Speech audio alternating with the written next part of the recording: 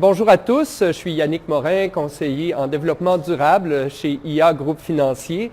Cette semaine, c'est le défi sans auto solo qui s'intègre dans les rendez-vous de la mobilité durable au Québec, qui font la promotion du transport collectif et actif. Et sur le plan des transports actifs, nous avons pensé vous parler de vélo. Le vélo, évidemment, c'est simple et très agréable, notamment pour venir de votre domicile au travail, si on respecte évidemment certains principes qui vont ajouter à votre plaisir. D'abord, un trajet qui va vous convenir, qui va être sécuritaire. Souvent, c'est des trajets légèrement alternatifs de ce qu'on fait en voiture et qui vont vous permettre de vous rendre en paix au travail et souvent de façon très agréable. Un bon vélo, si vous êtes du genre à braver les nids de poules avec une épicerie sur le dos et vos travaux dans la sacoche arrière, évidemment, un modèle plus robuste ou encore des jantes renforcées vont être recommandables. Des bons accessoires, il faut les budgéter aussi. Un bon casque, évidemment, mais aussi un garde-boue, des paniers ou encore un porte-bagages. De l'éclairage pour les après-midi plus sombres de l'automne et également peut-être même une sonnette, ça peut même être presque mignon au milieu du bruit ambiant de la ville.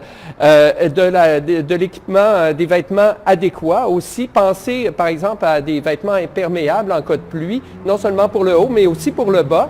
Et évidemment, pour barrer votre vélo, on recommande des cadenas en U, comme ceci.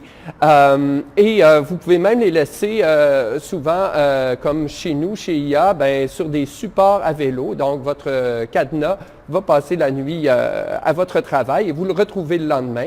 Vous en faites pas, votre cadenas va dormir bien en paix à votre travail. Il va faire ses nuits de façon impeccable et bien rassurée. Évidemment, la motivation, c'est un facteur important pour le vélo et c'est un mode de transport très souple. Alors, allez-y à votre guise, selon vos préférences. Vous pouvez rouler à deux ou encore aménager des haltes le long de votre parcours. Ce qui est important aussi, c'est de rester à l'affût des événements spéciaux qui sont organisés.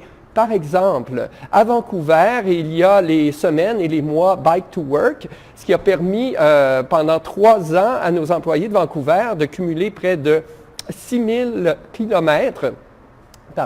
Et aussi, au Québec, il y a le défi sans auto solo. On déborde du vélo. Là, on parle de tous les transports collectifs et actifs, donc la marche, le covoiturage, le transport en commun. Et l'an dernier, 328 de nos employés ont participé activement à cet événement-là. Il y a de très beaux prix à gagner. Donc, restez à l'affût de ça et surtout, profitez du beau temps.